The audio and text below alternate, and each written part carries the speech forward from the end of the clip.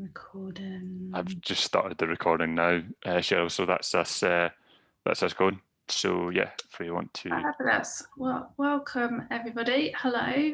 Thanks for joining and signing up. I know your time is valuable, so I really do appreciate you taking the time out today to join us. So if everyone can just pop a quick hello in the inbox, the chat box, so we know you can hear us. And also if you can just pop in there as well, please, what type of business you are, that'd be really great. Hi, Leanne.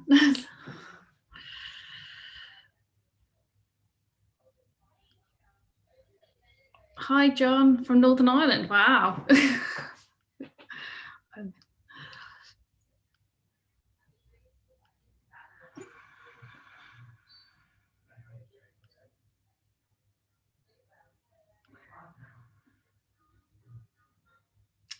Oh, hi, Matt. Nice to meet you.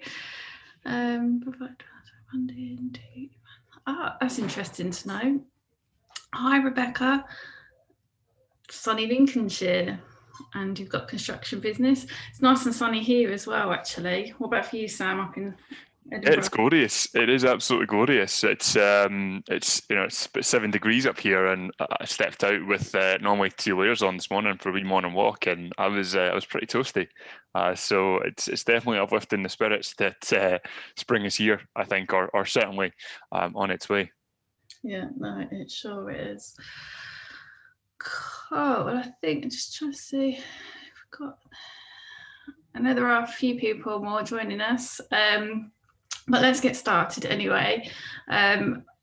So first of all, a huge thank you to Sam for joining me today. For those of you who don't know us, I'll just do a quick brief intro. I'm Cheryl Sharp of Pink Pig Financials. I set up the business back in 2014 so that I could support my family, be around the kids, but also obviously provide for my family. And it's grown from there. We're now a team of 4 of us, and we're growing, and we help limited companies to basically claw back time to do the things they love with the people they love. We take care of the accounts so they don't need to, and we help them to achieve their dreams and get the business they want, basically, and get their business working how they want and how they need for their life. And then over to you, Sam. Thanks very much, Cheryl. Yeah, absolutely stoked to be here. So welcome, everyone. Thank you very much for being here this morning. I joined Float straight out uni in 2017.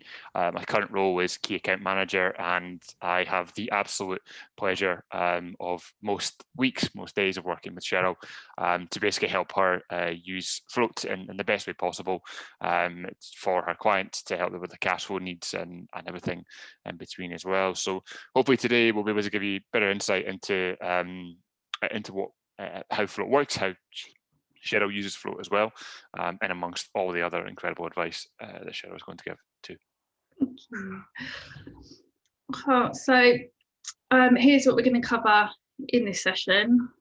Please do take plenty of notes as we go through. We will send out a recording as well, so you've got that afterwards. But our aim for today is that you come out of this session with 3 actions, at least, that you can put into place in your business. And then that will be a huge success for everybody. The biggest problem in business is FTI, failure to implement. So if you don't write down your actions, you won't remember them. And we want you to get maximum value from this session. So if you've got any questions or insights you want to share, by all means, pop them in the chat box as we go through, and we'll also have time for Q&A at the end. I'm going to help you today understand the difference between profit and cash, because reading your monthly profit and loss and seeing your bottom line profit is one thing, but understanding why you don't have that cash sitting in your bank account is entirely another. We're then going to look at your plan for cash flow improvement, which will involve committing to preparing a cash flow forecast and setting some goals. And we'll show you, or Sam will show you, what a cash flow forecast looks like in reality. And then we're going to look at the 7 biggest causes of cash flow and some ideas for improving these. Throughout the session, we're reminding you about best practice. We believe that every business needs a cash flow forecast because every business deserves an understanding of cash to enable better decision making. And then it'll be accountability time where you have to decide what actions you're going to take as a result of coming along today. I promise to keep the session straightforward and to the point. And hopefully we can have a little bit of fun as well as we go. And if I slip into any accountanese, please do drop a little note in the chat box and tell me to speak in English. So here's today's thought of the session. The fact is, one of the earliest lessons I learned in business was that balance sheets and income statements are fiction. Cash flow is reality. And recently, well, quite recently, we've had quite a few calls, haven't we, Sam? That's right. Yeah. I think this I'll just say, I can't quote. That's what this quote sums it up perfectly when we spoke. Cash flow management will help you to answer all of the questions you have going around in your head on a daily basis that you struggle with. I don't think I could put it any better, Sam, really. Yeah, I mean, I'm very, very honoured to be able to be referenced as a quote here, of course. But yeah, that's really what it is. I think it can be, we see certainly in what we do, people kind of question what cash flow management is, what cash flow forecasting is, how does it relate to me, all that sort of thing. And when you strip it back, it really is about answering the questions that you have, and especially those that may cause stress, may cause problems for you. So it's really about getting the answers that you need, and that's why it's so relevant, and that's why it's so important for everyone. So yeah, hopefully we'll be able to show you how to answer those today. Yeah, cool. And just said there's quite a few questions that we have coming from our clients at the moment. Are things like the VAT deferral. Do we pay in March? Do we spread it over 12 further months of the payment plan that's offered? So there's options for your bounce back loans that many people have taken. Do you start to pay it back after the interest-free year period? Do you take the further 6 months? When will you get out of your overdraft? Can I afford to take on a new member of staff? Can I pay myself more? All of us want to pay ourselves more, but can we afford to do it? Can you afford that fancy new office that you've seen and you've fallen in love with? Can you take on a second office as you're expanding? What if? Loads of questions. But what I would say is what cash flow management is not. It's not an activity that you do as a one-off for a loan or funding application. It's not designed to give you visibility 3 to 5 years in advance. It's about the next 3 to 6 to 9 months. That's where the value is, and that's what we're going to show you today. So here's a few little points I wanted to point out. Cash flow is the lifeblood of any business. Without cash, your business cannot survive. In fact, very profitable businesses can fail because of poor cash flow. When a business is growing fast, often in startup mode, it needs a lot of working capital to fund the growth. That's why it's called working capital, because the share capital or the money that you put into the business initially has to work hard, because that pays for stock, it pays for payroll costs, it pays for new assets, your laptop to get started and things like that. And it's from those assets that you can start selling your goods or services and actually start to make some money. The fact is the fact that a business is making a profit on paper, yet cash is tight, is precisely where business owners need to understand their cash flow drivers. These are the business processes that affect your cash, and processes like how you order stock and pay for it, how you bill your services, which is something I can go on for hours about, and how you get paid from your customers are just some of those processes that you need to understand. Many of you here may have been asked to complete a cash flow forecast for the bank, often because your overdraft is blowing out. And when that happens, preparing a cash flow forecast is vital. In fact, every business deserves a cash flow forecast, and this should be one of the things you do after you complete your annual business plan every year. It's simply best practice business. And yet simply preparing it as a one-off isn't going to fix any underlying cash flow issues. It's not going to answer your burning questions that we've talked about. And borrowing money from the bank is not a long-term solution. It's going to cost you more money. So using a cash flow forecast to look at the underlying causes of poor cash flow, making some changes to your processes, you're not just treating the symptoms, you're actually going to be identifying and treating the cause. This won't just help your cash flow, but it will help you build a much better business, more valuable business. It will reduce your frustration and stress levels enormously, but also it'll help you get the business that you actually dreamed of. You started a business for a reason, probably like most of us, more flexibility, more money, more time for your family. And to be able to do that, you need to have good cash flow, bringing in the money to allow you to do that.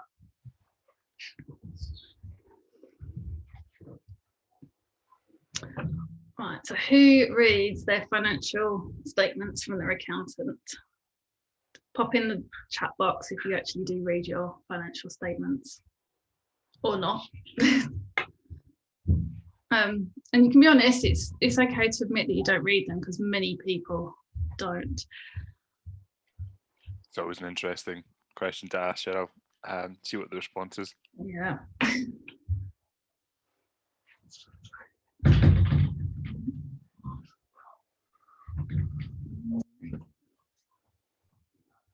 Okay, no one seems brave enough to share. That's fine.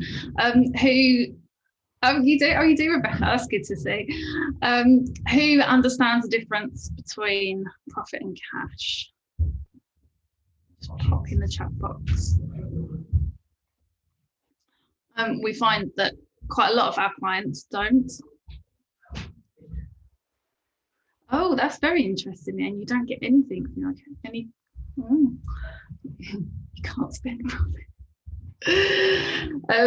That's very true, actually, Rebecca. I like that one. You can't spend profit. Okay, well, it does take a lot to get your head around at times. Profit is the money left over once all your expenses are paid. So some people, and we've had it quite a few of our clients, think that business owners can take the profit left on the balance on your profit and loss is what goes in the bank, and you can take that out. If only we could do that. But profit is actually used to pay for new equipment, more materials, things needed to help the business to grow. And unless you buy a politician or two, you have to pay taxes out of profits as well. Only after paying for growth and taxes do owners actually get to take money home. So let's have a look here at the different items that affect profit and cash. What you've got here is VAT. Obviously, if you're VAT registered, then your profit and loss won't have VAT included on it at all. Yeah, of course, it will affect your cash and your bank balance. If you're not VAT registered, then that's a slightly different story, because obviously the whole amount is included in the profit. Loan repayments. Quite a few of us are going to have bounce back loan repayments or CBILS loan repayments. And the payments don't have come into your profit and loss report at all. They don't come in when you receive the money, they don't come in as income, and when you pay the money back out, it doesn't go out on your profit and loss as an expense either. Yet it will, of course, affect your cash balance. Interest on loans is quite interesting because it splits. So the interest element, so that I can't remember what the percentages off the top of my head, but whatever the percentages of your bounce back loan repayment that is interest, that actually does go onto your profit and loss. So it affects both your profit and your cash. Cash spent on assets, again, doesn't hit your profit and loss sheet, so you're not going to see it on there. Yeah, of course, it is going to affect your bank balance, and depending on what asset you buy, it could affect it quite massively. And similarly, when you sell on an asset, it won't go into your profit and loss, but it will go into your bank account. And lastly, you've got depreciation. So this is completely a paper expense. So it will show in your profit, but it won't show in your bank balance. And what also you need to remember is timing. Available cash is affected by how long your customers take to pay you. So, for example, if your payment terms are 30 days and you invoice partway through the month, then your invoice amount will show on the profit and loss. But if they don't pay you for another 30 days, it won't go in until next month. So it won't be on that month's profit and loss. So just remember the timing issues as well. So before we go on and show you how to actually do a cash flow forecast and what on earth we're talking about, this is what we feel is a really good action plan for you to improve your cash flow.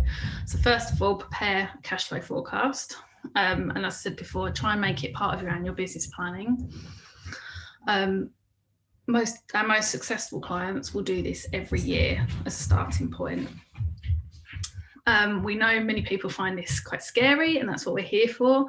The first time you prepare one, it can be quite confronting. You're talking about money, you're talking about facing cash flow challenges. But these are really important conversations to have. The issues won't go away if you just forget about it and move on and think of something else. But when you have a forecast in place, however, there's a sense of peace and relief that comes from that. So what we suggest is you start off with preparing a cash flow forecast with what you know today. So exactly what expenses you've got in and out, what sales you've got agreed, if you're on monthly retainers, what those monthly retainers are, so that you know what your current position is as of today at this very moment. You can share your cash flow forecast with the bank to enable better communication with them and a stronger relationship, especially if you are looking at financing and overdrafts, etc. But most importantly, you'll be able to understand where your cash goes, when it's coming in, when it's going out, when potentially you may be running out of money. You can understand your seasonal fluctuations a bit more, and basically it boils down to you won't be flying blind anymore. You will actually understand what is happening with your cash. Then you can look at different scenarios and see how they affect your cash situation, which is something that Sam's going to show us in a moment. Things like when you're going to run out of money, how paying your VAT back at the end of this month compared to the deferral plan will affect your cash flow, and so on. And then having a cash flow forecast in place is one thing, but using that knowledge to understand and change your cash flow is another. So you can use it to identify options of improving cash flow and set some goals. And then finally, having someone to encourage you and support you, even nag you, I suppose, as you work on your business is the fastest and easiest way to go ahead, to get ahead in business.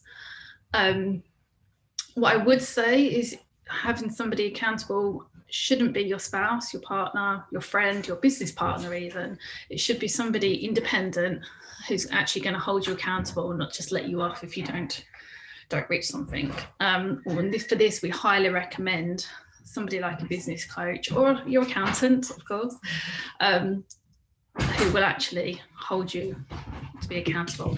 And I apologise in advance, my family have just gone out for a run, so the dog's just jumped up on my desk and trying to get onto me. Right, so I think this is a good point for me to hand over to Sam so he can explain what on earth we're talking about, and you can actually see it. Yep, thanks so much, Cheryl. Really appreciate that. So what I'll do, folks, is I will share my screen with you all, and we'll bring up the flow account that I've prepared today.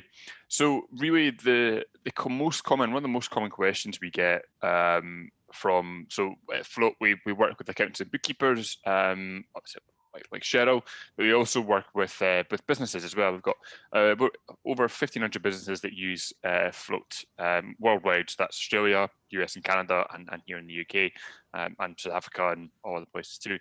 And one of the key questions they ask a lot is like, how can I or when's my cash going to run out? And so what I wanted to model today is like, that's obviously a very, very important question to know what that runway is. And you can see that with everything that I have modeled currently, my cash runway is going to take me up to the 30th of September.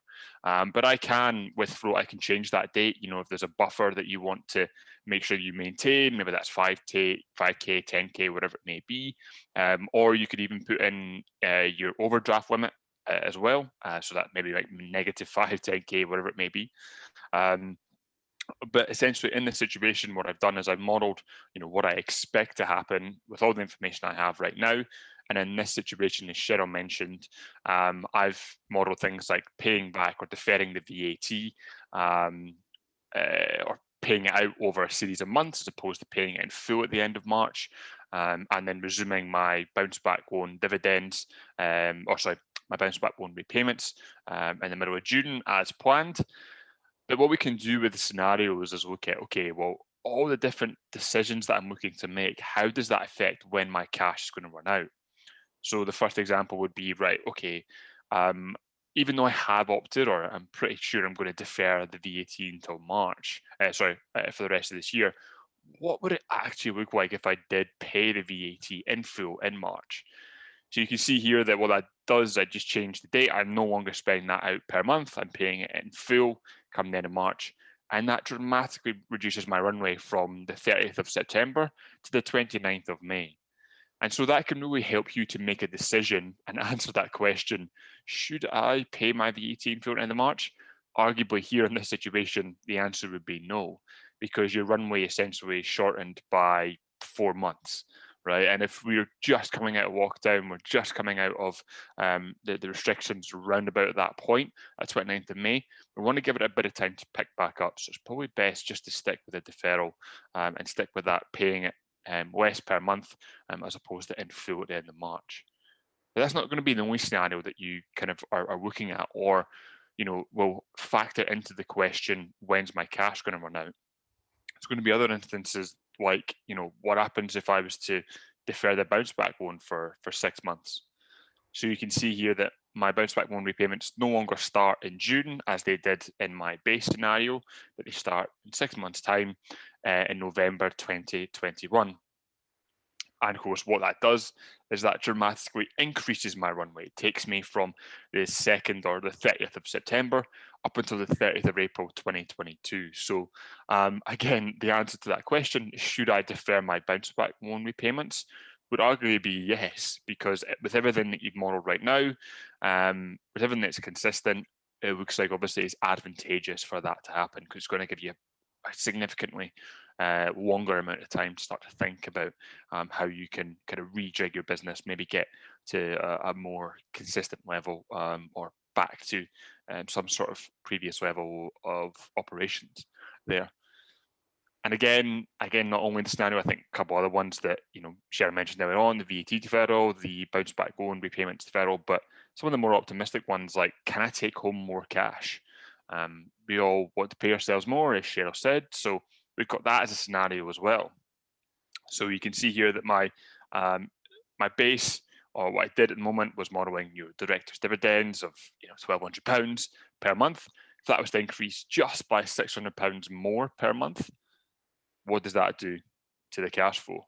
And you can see it reduces the runway down to the 30th of July 2021. So maybe that's not to say we shouldn't pay ourselves more, but potentially we may need to draw back a little bit. Maybe it's not £1,800 we pay ourselves month to month, it's maybe £1,600 or £1,400, a little bit more just to keep us going, because that runway, or when the cash is going to run out, is going to be the 30th of July, which obviously, hopefully, we're all hoping for a rather optimistic and lively summer in terms of business, but we don't want to necessarily take any chances.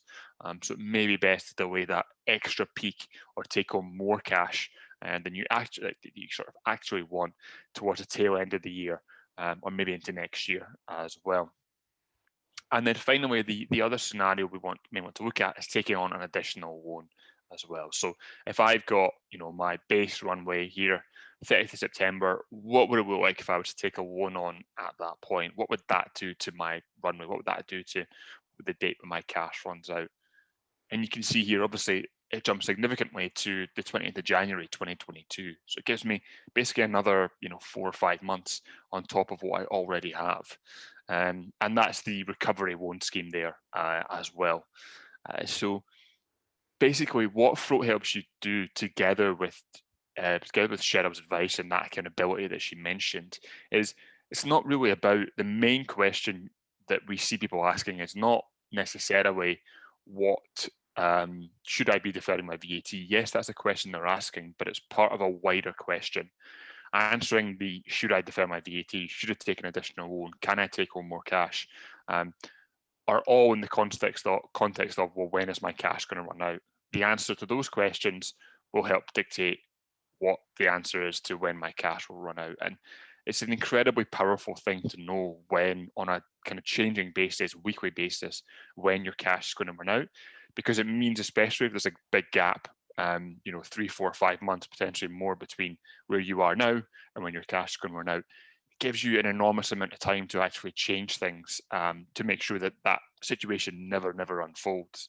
So it's sort of nice in that respect, in that you can see an outcome that you don't desire with Float and with Cheryl's support, but you can act on that and act on it in a really kind of strategic, but also in a really kind of timely way as well.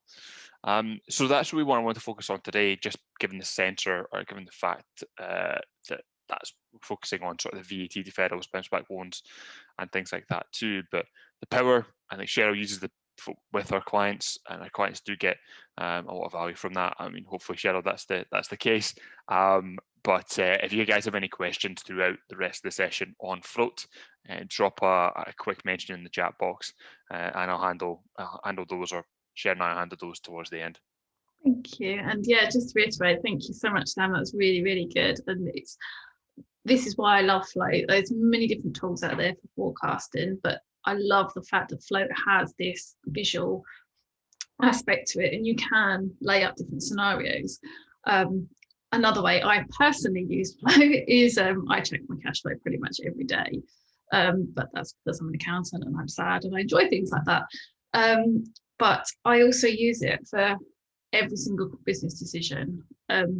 Yes, I've got loads of experience and knowledge around the numbers on paper, and I can model it out in my budget, forecast, and things like that.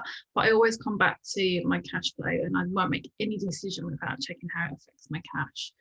Even something stupid like we want to go and buy a new sofa. And obviously it's not a business expense, and I would never say to anyone buy a sofa out of the business. But obviously I need to draw some money out of the business as an extra dividend to go and buy that sofa. So that's where I checked that yes, I can do it through my profit and loss. I've got enough availability for the extra dividends, but can I actually afford those dividends to be taken out of the bank? So I'll go in and model it. Can I take out an extra 2-3 grand, whatever a sofa is going to cost? So it's other little things like that this can help you do as well, which is why I find it just so powerful, really. Perfect. I will stop my share, Cheryl, and let you take back up. Google, there we go. Trying to find the right screen. Okay, cool. So you can see the slides again. Yes. I've done it right. Press myself there. Okay, cool. So we've talked a lot about where you are, how to prepare a cash flow forecast, what a cash flow forecast gives you. And we've seen there, obviously, at some point you're going to run out of money. It's a fact. Even if you are on monthly retainers, or you're, your cash, where it's going to come in, when it's going to come in, at some point you're going to run out of money, and you need to understand how to stop that running out of money. Obviously, more sales is the answer, obviously, more coming in, but there are 7 key issues that we see on a daily, weekly, monthly basis.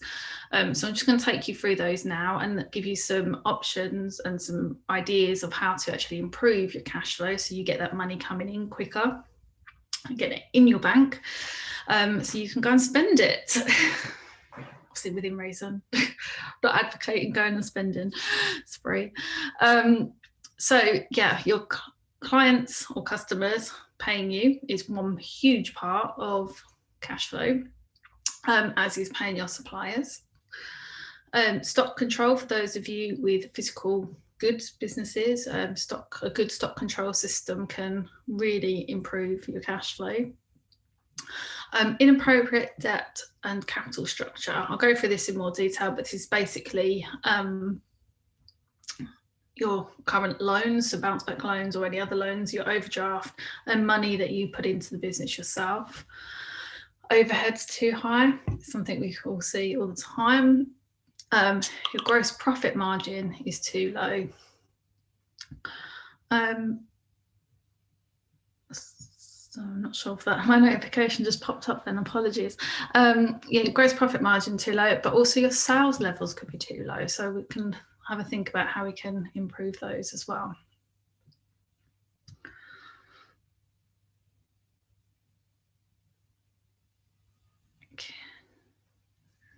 Okay, so some of the ways we can get money in the bank quicker is to look at how your customers are paying you. And this is actually quite a big bugbear of mine, and I see so many times invoices being sent out, they've not got a due date on, they've not got any bank details or how to actually pay the bill, the invoice, and silly little things like that that can really slow the process down. So number one thing I would say is make sure you're on something like Xero, an online bookkeeping tool where you can raise your invoices and send them out.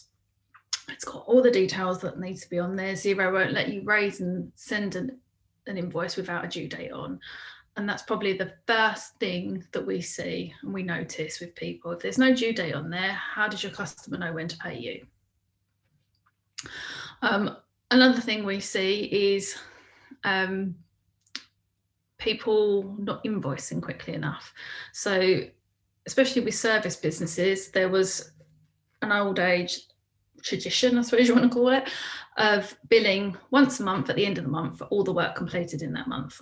However, if you do a piece of work on, say, the 1st, 2nd, 3rd of the month, you're not invoicing it until the 30th of the month.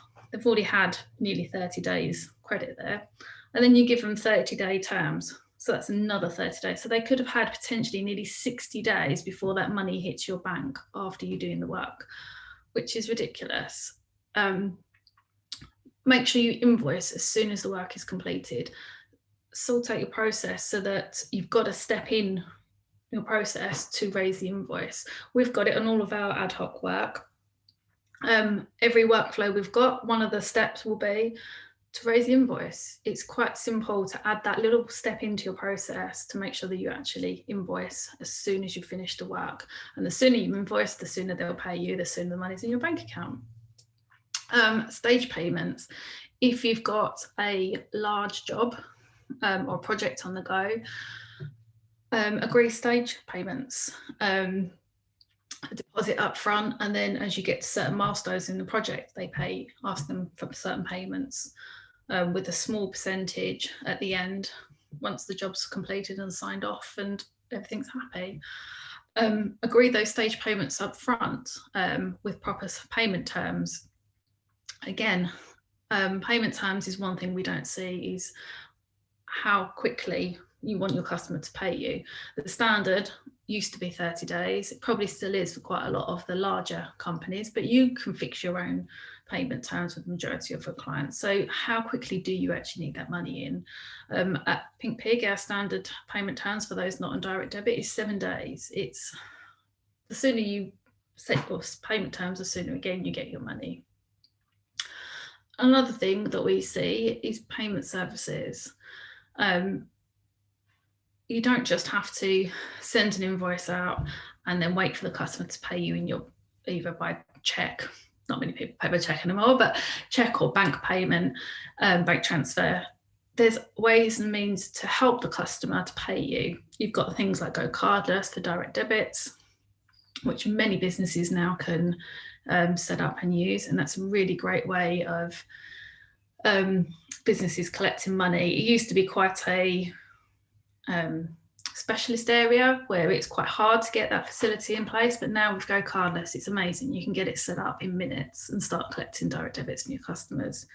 You've got there's various different credit cards companies, Stripe, Square, Izettle, and many more. You can add on Xero a little pay now button. So you send the invoice out, clicks pay now, it takes you through to the credit card provider, and you can make the payment there and then.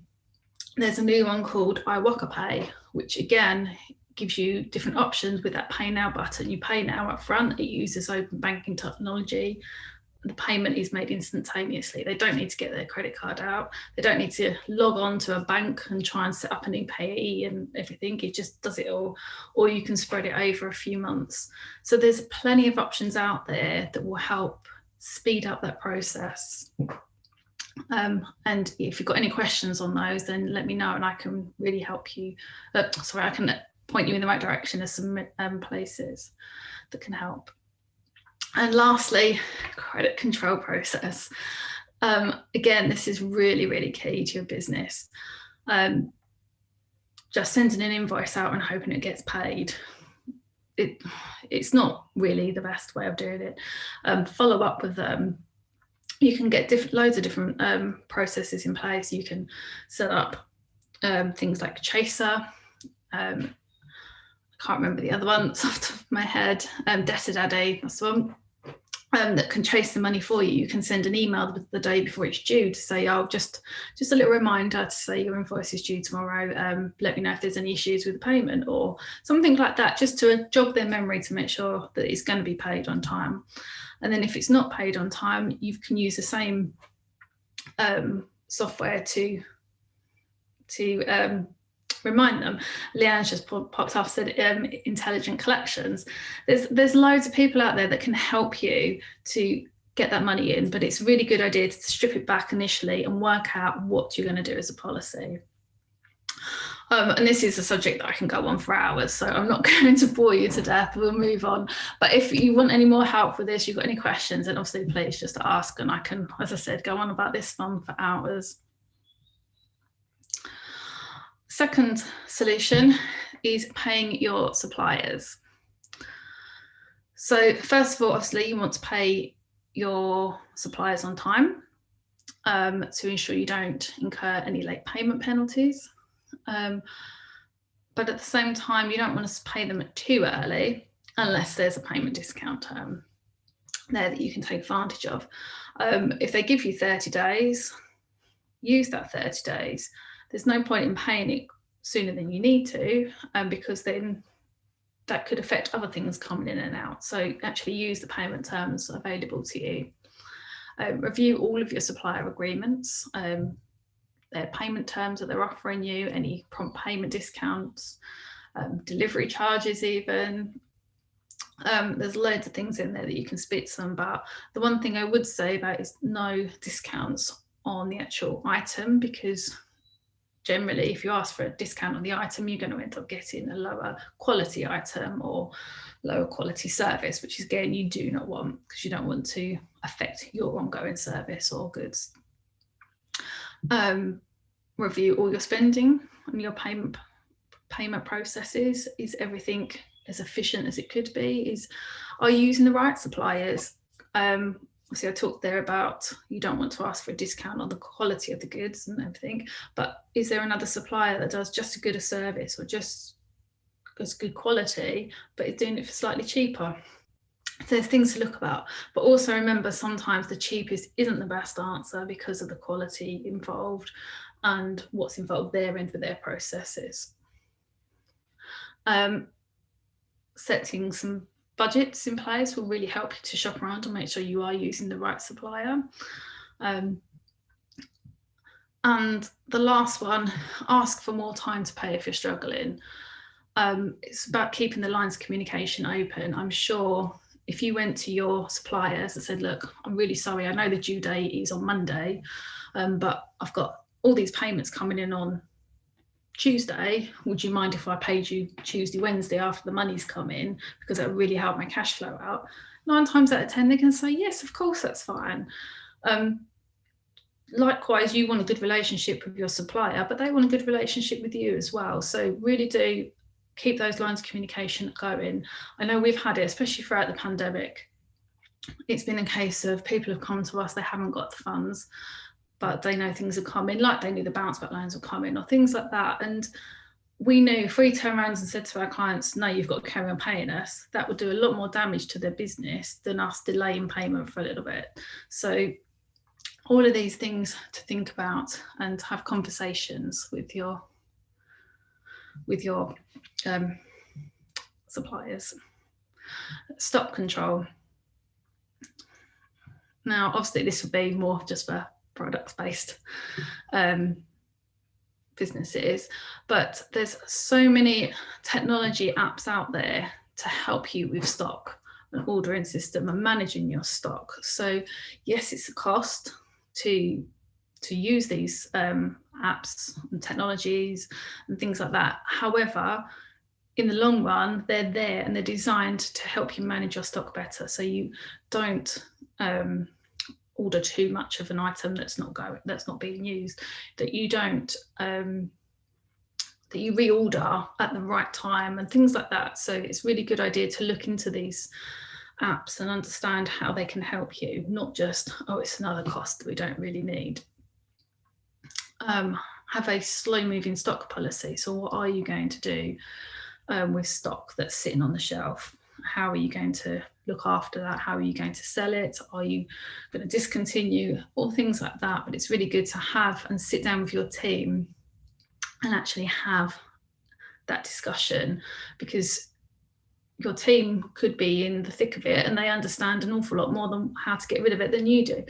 And you have a team for a reason, to have loads of different opinions and ideas. So this is a time to use them when you're actually putting together your policies. And then, of course, you've got things like over-ordering, to make sure you don't have stuff on the shelf too long. I know, obviously, during the pandemic, it's been quite hard because you don't know when you're going to be open and when you're not going to be open, but just making sure you don't over-order. Sometimes you can get blindsided by the nice shiny offer. Oh, order X% more to get a discount. But in the long run, if it's just sitting on your shelf, it's just tying up money that you don't need to be tying up.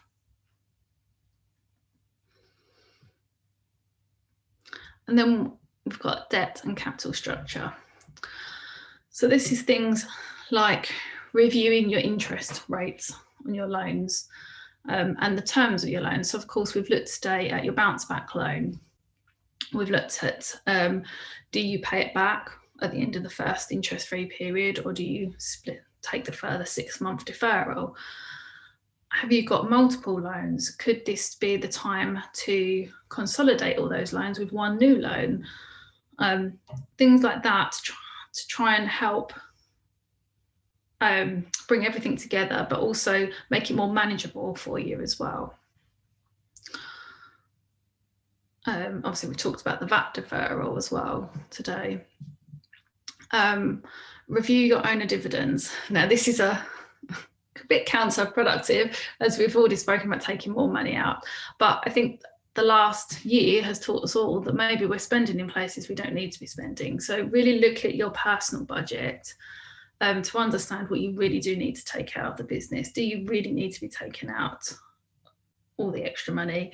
Is it just sitting in a bank account somewhere doing nothing? Could it be better used in your business?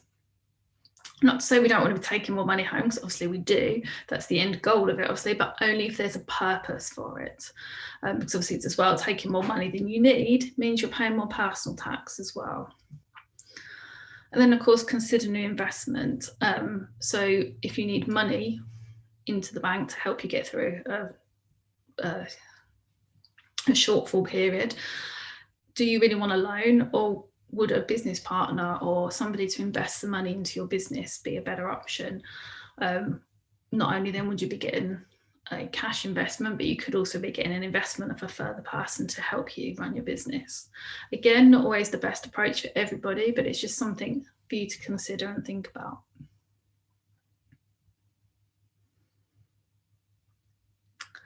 Your overheads are too high. So this is one we see quite a lot. And I can honestly say some of this will be boiled down to all those things you've signed up for that you don't actually use.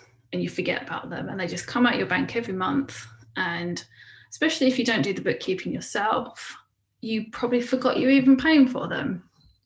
So review what you're spending at least annually, if not more regularly.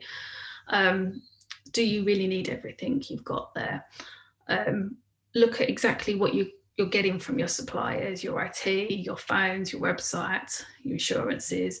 That, quite frankly, Zoom. You're paying for Zoom, or a lot more people are paying for Zoom. Do you really need to be paying for Zoom, or can you use the free version? Do you really need all the bolt-ons that you've got to Zoom, or do you just need the basics? The same with other things as well. Quite often we find that there's different levels of subscription. Do you really need to be on the top level? Did you grow at one point and you needed to be on the top level, but actually now you've streamlined a little bit, maybe you can drop down a couple of levels. It's all little things like that where you can look at reducing and getting better deals, of course, as well. Invest where you'll get results, and the most common places you'll find here will be your marketing and your accounting projects. Do you really want to reduce these? I'd probably say no. These are your biggest two investments outside your staff for service businesses. You need these to keep going, but obviously make sure that you're getting the return on the investment and you're investing that money where it is actually working. So make sure you're tracking. And things like accounting projects, like cash flow forecasting, will help you to see where your money's going, and it will help you to cut back. So overall, yes, you may be spending out for cash flow forecasting, but the rewards or the return on that investment will be far higher.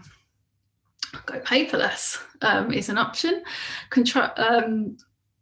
You could, the amount I've saved just by not printing. We don't do paper anymore at Pink Peak. We are completely paperless, and just not even buying pens and notebooks and things like that. It's amazing how much money you save.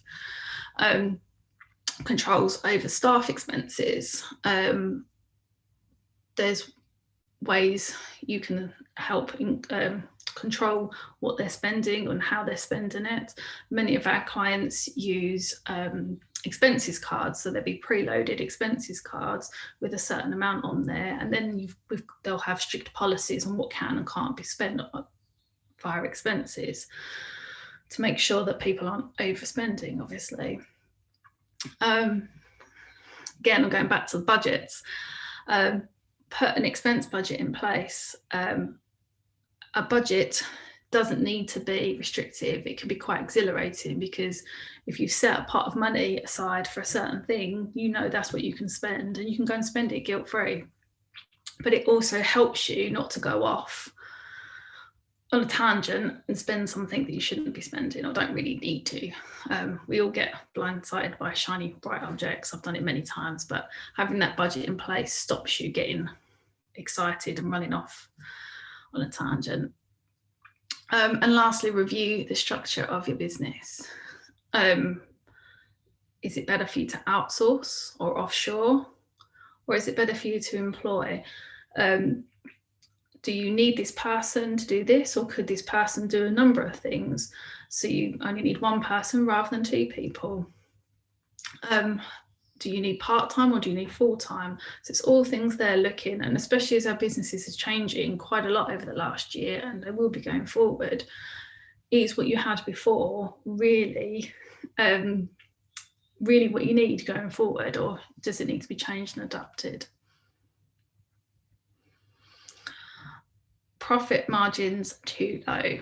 So this includes things like errors, reworking. So for a physical manufacturing company, for example, it could be that you're making a lot of errors when making the product, so you need to throw it away and start again. Or like construction, if you cut the wood in the wrong place, I know I'm being very generalist here, or I'm not in construction at all, but if you make the cut in the wrong place on the wood, that's a whole piece of wood that you've got wasted there.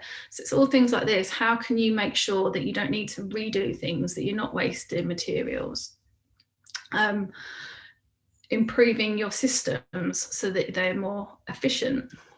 We put practice management software in place a couple of years ago, and we've been tweaking our workflows ever since to make sure that they're the most efficient way of doing things, adding in automation where you can. There's certain things, obviously the personal touch will never ever be replaced, but there are certain things, confirming to somebody that something's submitted, for example your tax return submitted, that can be an automated email. There's things there that you can do, or have templated emails that you can just need to tweak and then send. There's so many things where you can improve your system and therefore your efficiency, which then means that you've got more time to do other things, and so is your team. Capturing and billing your time better. There's so many different apps out there to help you capture your time, and make sure then that you bill that time effectively if you work on time billing. As we said before, reviewing your suppliers for everything, not just your main suppliers, but all of your suppliers that you work with. Charge your worth. This is something that I've written a blog on recently, and I could talk about it for quite a while, but too many people look at other businesses in their industry and just think, I can't charge what they charge. I'm not them. I'm not as good as them. But I can tell you now, you are. So make sure you are charging your worth, charge for your time, and don't get put off by other people. You know how good you are at your job. You know how good you are at your business. And make sure that you're charging properly. There's that meme that goes around on Facebook quite a bit saying that the bill isn't for the 30 seconds it takes to do the job. The bill is for the 5 years of training, knowing how to do that job in 30 seconds. So just remember that one. And of course, avoid scope creep. This is something that many businesses do, especially service businesses. Somebody will come to you and say, oh, can you just do this please? Or can you just do that please? And before you know it, you've done these 5 little jobs that actually should have been charged for and you've not charged a penny. So just watch those little bits that you're doing that you're not charging for. And then the last solution will be, obviously your sales level's too low, and improving your sales, increasing your customer retention rates, so making sure that they stay with you, they don't go elsewhere, which obviously is making sure you're wowing your customers at every moment possible, which in turn will help you to generate more leads, because the happier your current customers are, the more they'll talk about you and say how great you are. And then try and increase that conversion rate, so that more inquiries will come to you and say yes. So maybe look at the ones that say no and understand why they've said no. What can you do to improve and increase that conversion rate? Are you able to increase your transaction frequency? So do they need to come to you more often? And can you increase the transaction value? So for example, Costa's a really good one there, McDonald's. Whenever you go in to McDonald's, Costa, any of those sort of places, you always will ask for whatever you want, and they'll say, for example, McDonald's, you ask for a meal, they'll go, would you like that large? You go into Costa's and ask for a coffee. Would you like a coffee, cake with that? So think of all the little things that you can add on that they will actually need, of course. You don't want to sell them something for nothing, but add on that can increase that transactional value. And I said, there's literally hundreds of ways to increase sales. So I've just briefly run through them there. And again, we can quite often have a conversation with clients and we can really brainstorm and get to some actual proper actionable things. So obviously we've whizzed through that. If there are any, I'm just checking through to see if there's any questions. Okay, Sam's answered that one. What apps and tech do you recommend for stock control? It depends what industry you're in. Rebecca, you used to use construction, didn't you? There's a few different ones out there. My mind's gone blank and I can't think of them at the moment, but I will come back to you, Rebecca, and let you know. It was construction, wasn't it, you're in? Just really quickly, just in your message there, Matthew, thank you so much for joining today. No apology necessary, totally understand you got to jump off for for a call. Just really quickly, just to add to Matthew's point, float. You did ask a question. Float can pull through when it first syncs. It'll pull through the last 3 months of data, but after 3 months from that initial sync, you'll be able to see 6 months pass. So it's a rolling 6 months every time, and you can use an average of the last 3 months or the last 6 months of actual information to help you forecast going forward. So yeah, we'll pick up with you, Matthew. But thanks so much for being here today. Yeah, no, cool. Rebecca, thank you for confirming. I'll once we get off, I shall look it up and I shall send you a quick email with the apps that we recommend. My mind's just gone completely blank. I'm so focused on Cashflow right now. And yes, Leanne, you're completely right. Automation will definitely help. It will definitely be more personal if they're written well. I totally agree with that. And also the ones where you can half automate as well. So you've got the bones of it there, and then you just make it more personalized by tweaking. Okay, so we've gone through quite a lot here, and I just wanted to quickly go through the ways that we can help as an accountancy company. Sorry, I've clicked off.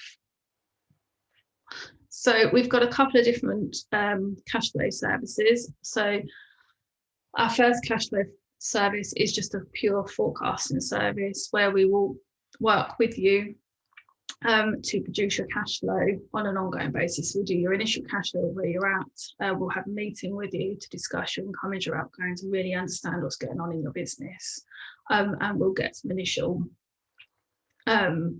forecasts done for you, run through it with you so you understand it and can appreciate where it's going, and then that'll get updated every month. We'll also point out a few places there that you can improve your cash flow and things as well. And then we've got our full management coaching service, which takes you that next step further from just producing a cash flow forecast. And we'll actually work with you over the course of the year to implement some of those changes and actually work with you on an ongoing basis to try things out, implement changes, see how it affects your cash flow and so forth. We've also, you can purchase a software through us or directly with Float. That's the price for us. If you wanted to do the software and actually be able to do that yourself. We'd also charge separately for the software, just so it's a bit more transparent. You understand what's going on in the software and what's going to us. Because we're big believers in being really transparent with their pricing, so you understand how the prices are made up. And of course, we offer a complimentary hours meeting, which is completely free of charge, where we really get to understand you, your business, your goals, what you're trying to achieve with your business, and then we can discuss ways we can help you with your business. But also, we try and give you some actual actionable points there and then during the meeting, so that even if there is if you don't decide to go ahead with us or anything, you've still got something out of the meeting. And of course, everything is no obligation. You don't have to sign up for any of these. We're just here to help and give you some ideas. But obviously, we'd love to work with you if you wanted to explore that. So your next steps from today's session, you could do nothing. You could just say, yeah, thank you. That was a really interesting webinar. I'll tick the box on what I've always done and I won't do anything else. Failure to implement pops up there. If you don't do anything, nothing will change. There's that saying, insanity is doing the same thing as you've always done, expecting a different result. You could retreat. You could say, sounds a bit scary, a bit hard. Don't know about that. I'll go and hide and stick my head in the sand again for a bit longer, and probably 6 months down the line you'll still be having the same thoughts and questions and wondering how you're going to be able to sort it out. You could take a normal amount of action, think, yep, I need a cash flow forecast, I can do it myself, and again, that's great. We can help you with Float. Sam and I can help you get it set up and you can get running. But you could also take a massive amount of action, and I get it. I know you need help, and that's what we're here for. We're here to help. we would dig into your business and we would really, really make sure that you're getting what you need from your business. What I would like you to do is at the end, when you exit out, there will be a survey. If you wouldn't mind just popping in there your 3 important actions you're going to take as a result of today's, and I will follow up and check and hold you accountable to those actions, just to make sure you have actually gained something from your time today. Because as I said before, I know your time's valuable, so I want to make sure you get something out of it. So if we've got any further questions, I think we've answered quite a few as we've been going through. But did anyone else have any further questions?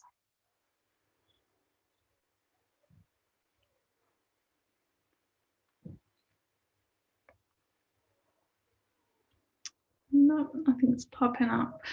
If you did, then obviously please feel free to email us afterwards and we can always answer any questions. I just want to leave you today with this parting thought.